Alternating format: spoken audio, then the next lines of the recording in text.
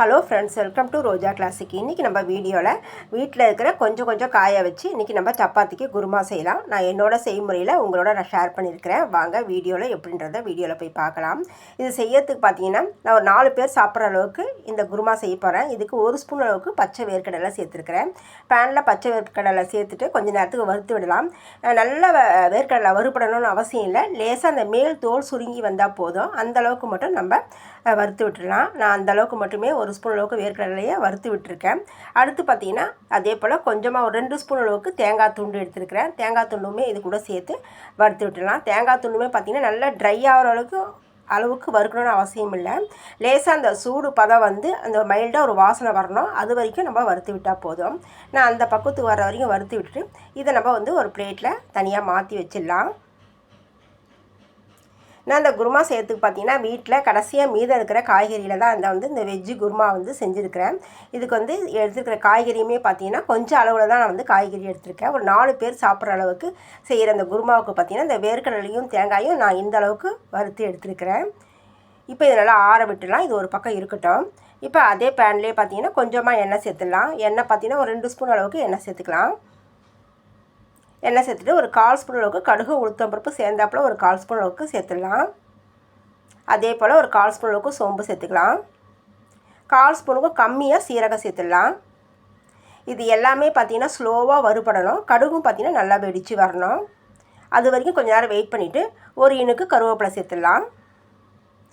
கருவேப்பிலையுமே எண்ணெயில் நல்லா வறுபட்டு மணமாக வாசனை வரட்டும். அடுத்து நல்லா கருவேப்பிலை வறுபட்டு வாசனை வரும்போது அடுத்து இதில் இஞ்சி பூண்டு பேஸ்ட்டு பார்த்திங்கன்னா 1 ஸ்பூன் அளவுக்கு சேர்த்துடலாம். நான் இஞ்சி பூண்டு பேஸ்ட் வந்து பார்த்திங்கன்னா ஒரு 3 நாள் வர்றப்போல் கொஞ்சமாக மஞ்சத்தூளும் ஒரு சிட்டிகை உப்பும் சேர்த்து அரைச்சி ஸ்டோர் பண்ணி வச்சுருந்தேன். அதனால தான் இஞ்சி பூண்டு பேஸ்ட்டு பார்த்திங்கன்னா மஞ்சள் கலராக இருக்குது.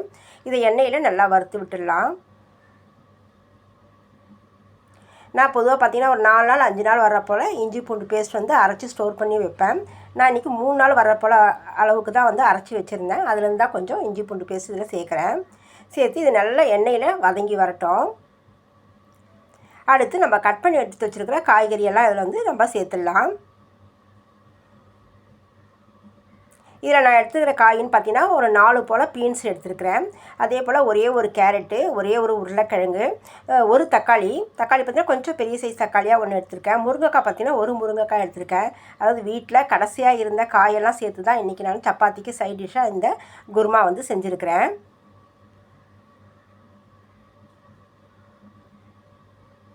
இப்போ நம்ம எல்லாமே ஒன்றா சேர்த்து வதக்காமல் இது எல்லாத்தையுமே ஒன்றாவே சேர்த்து நம்ம வதக்கி விட்டு இந்த குருமா செய்ய போகிறோம்.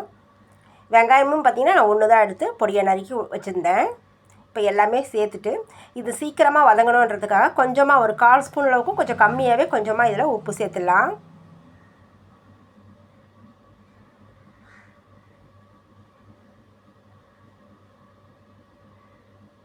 கொஞ்சமாக உப்பு சேர்த்துட்டு இப்போ எல்லாத்தையும் நம்ம ஸ்லோ ஃப்ளேம்லேயே வச்சுட்டு வதக்கி விடணும். இதை போல் வதங்கும் போதே பார்த்திங்கன்னா கேரட்டும் பீன்ஸும் பார்த்திங்கன்னா நல்லா ஒரு பாதி அளவுக்கு வதங்கி வந்துடணும். நம்ம எல்லாமே வந்து வெங்காயம் தக்காளியெலாம் வதக்காமல் அப்படியே எல்லாமே ஒன்றா சேர்த்துருக்குறோம். வெங்காயம் தக்காளியுமே வதங்கி வரணும். அது வரைக்கும் நம்ம கொஞ்ச நேரத்துக்கு இதை வதக்கி விடணும். நான் பார்த்திங்கன்னா இந்த பக்கம் வர வரைக்கும் வதக்கி விட்டுருக்கேன். இப்போயுமே பார்த்திங்கன்னா பீன்ஸ் கேரட்டெல்லாம் பார்த்திங்கன்னா ஒரு பாதி அளவுக்கு வெந்து வந்துடுச்சு. அடுத்து இதில் நம்ம மசாலா பொருளாக சேர்த்துடலாம். மசாலா பொருள் பார்த்திங்கன்னா ஒரு 1/4 ஸ்பூன் அளவுக்கு மஞ்சள் தூள் சேர்த்துடலாம். 1 ஸ்பூன் அளவுக்கு காரத்தூள் சேர்த்துக்கிறேன். சின்ன ஸ்பூன் அளவில் தான் காரத்தூள் சேர்த்துருக்கிறேன். எந்த அளவுக்கு காரத்தூள் எடுத்துருக்குறோமோ அதே அளவுக்கு மல்லித்தூள் சேர்த்துடலாம். ஒரு 2-3 சிட்டிகை போல் சீரகத்தூள் சேர்த்துடலாம். சேர்த்து இது எல்லாமே சேர்த்து காய்கறியோடு கலந்து வரணும். அது வரைக்கும் நம்ம எல்லாத்தையும் கலந்து விடணும். இது வரைக்குமே பார்த்திங்கன்னா நான் ஃப்ளேம் வந்து கொஞ்சம் நல்லா சிம்மில் வச்சு தான் வதக்கி விட்டுருக்கேன். இப்போ எல்லாமே சேர்ந்து நல்லா வதக்கி விட்டு நல்லா ஒரு மணமாக வாசனையாக இருக்குது. இந்த ஸ்டேஜ் பார்த்திங்கன்னா இப்போ எந்த அளவுக்கு நம்ம குருமா நமக்கு தேவையோ அதுக்கு தகுந்தப்பறம் நம்ம இதில் தண்ணி சேர்த்துக்கலாம். இப்போ கேரட்டும் பீன்ஸும் பார்த்திங்கன்னா ஓரளவுக்கு வெந்து வந்துடுச்சு. நமக்கு முருங்கைக்காயும் உருளைக்கிழங்கும் கொஞ்சம் வேகணும். அதுக்கு தகுந்த போலையும் தண்ணி சேர்க்கணும். நமக்கு எந்த அளவுக்கு குருமா வேணும்னு நினைக்கிறோமோ அதுக்கு தகுந்த போலையும் தண்ணி சேர்க்கணும். நான் ஒரு 4 பேர் சாப்பிட்ற அளவுக்கு நான் இந்த குருமா ரெடி பண்ணியிருக்கிறேன். அதுக்கு தகுந்த போல் தண்ணி சேர்க்குறேன். இப்போ தேவையான அளவுக்கு உப்பு நம்ம ஆல்ரெடி கொஞ்சமாக உப்பு சேர்த்துருக்குறோம். இப்போ இந்த குருமாவுக்கு தேவையான அளவுக்கு உப்பு சேர்த்து ஒரு தடவை நம்ம எல்லாத்தையும் கலந்து விட்டுடணும். தண்ணி சேர்த்ததும் ஃப்ளேம் பார்த்திங்கன்னா ஒரு மீடியம் ஃப்ளேம் வச்சிடலாம். முருங்கைக்காயுமே பார்த்திங்கன்னா நல்லா வெந்த வாசனை மைல்டாக வர ஆரம்பிச்சிருக்குது. இப்போ எல்லாமே சேர்த்து நல்லா கலந்து விட்டுட்டு உப்பு சரியாக நம்ம ஒரு தடவை செக் பண்ணி பார்த்துக்கலாம். பார்த்துட்டு இதை கொஞ்சம் நேரத்துக்கு நம்ம தட்டு போட்டு மூடி போட்டு ஃப்ளேம் வந்து மீடியம் ஃப்ளேமில் வச்சுட்டு கொஞ்சம் நேரம் இதை வேக விட்டுடணும்.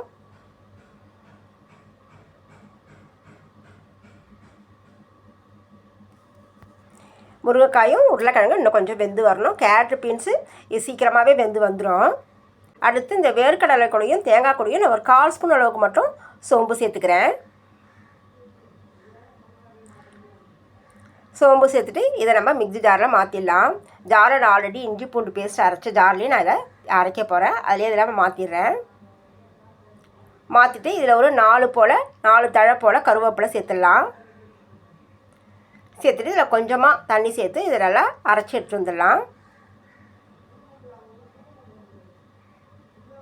இப்போ பார்த்திங்கன்னா காயெல்லாம் நல்லா வெந்த வாசனையாக இருக்குது. நல்லா கமகமன்னு வாசனையாக இருக்குது. உருளைக்கிழங்கு முருங்கைக்காயெல்லாம் நல்லா வெந்து வந்துடுச்சு. எல்லாத்தையும் ஒரு தடவை நம்ம கலந்து விட்டுடலாம்.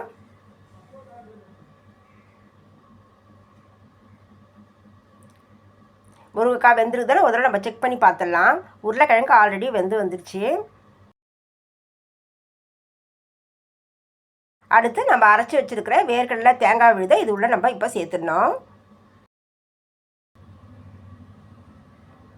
மிக்ஸி ஜாரில் கொஞ்சமாக தண்ணி சேர்த்து அதையுமே இது உள்ளே சேர்த்துட்றேன். சேர்த்துட்டு எல்லாத்தையும் ஒரு தடவை நம்ம கலந்து விட்டுடலாம். நம்ம எப்பயுமே கேரட்டு பீன்ஸ் உருளைக்கிழங்கு சேர்த்து தான் சப்பாத்தி சைட் டிஷ்க்கு குருமா செய்வோம்.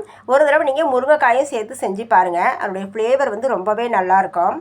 சப்பாத்தியோட தொட்டு சாப்பிட்றதுக்கு இந்த குருமா வந்து ரொம்ப ருசியாக இருக்கும். அந்த முருங்கைக்காய் ஃப்ளேவரோடு சாப்பிட்றதுக்கு ரொம்ப டேஸ்ட்டாக இருக்கும். நீங்கள் ஒரு தடவை ட்ரை பண்ணி பாருங்கள். கண்டிப்பாக அடுத்த தடவை சப்பாத்தி குருமா செய்யும்போது ஒரு முருங்கைக்காய் சேர்த்து செய்யணும்னு நினைப்பீங்க. ரொம்பவே டேஸ்ட்டான இந்த குருமா வந்து பார்த்திங்கன்னா என்னோடய செய்முறையில் உங்களுக்கு நான் ஷேர் பண்ணியிருக்கிறேன். என்னோடய செய்முறை எப்படி இருந்ததுன்னு சொல்லிட்டு நீங்கள் கமெண்ட்ஸில் சொல்லுங்கள். உங்களுக்கு என்னோட இந்த வீடியோ பிடிச்சிருந்துன்னா நிறைய லைக் பண்ணுங்கள், நிறைய ஷேர் பண்ணுங்கள். என் வீடியோவை பார்க்குறவங்க மறக்காமல் ரோஜா கிளாசிக் சேனலுக்கு சப்ஸ்கிரைப் பண்ணிவிடுங்க. என்னுடைய நிறை குறைகளை நீங்கள் என்னோட ஷேர் பண்ணுங்கள். நம்ம அடுத்த வீடியோவில் பார்க்கலாம். நான் கடைசியாக கொஞ்சம் கருவேப்பிலையும் மல்லித்தழியும் கிள்ளி சேர்க்குறேன். இந்த தேங்காய் விழுது சேர்த்து பார்த்திங்கன்னா 1 நிமிஷம் மட்டும் கொதிச்சா போதும். அந்தளவுக்கு மட்டுமே கொதிக்க வச்சுட்டு இப்போ நான் ஸ்டவ்வை ஆஃப் பண்ணிடுறேன். அவ்வளோதாங்க. நம்ம அடுத்த வீடியோவில் பார்க்கலாம். தேங்க்யூ.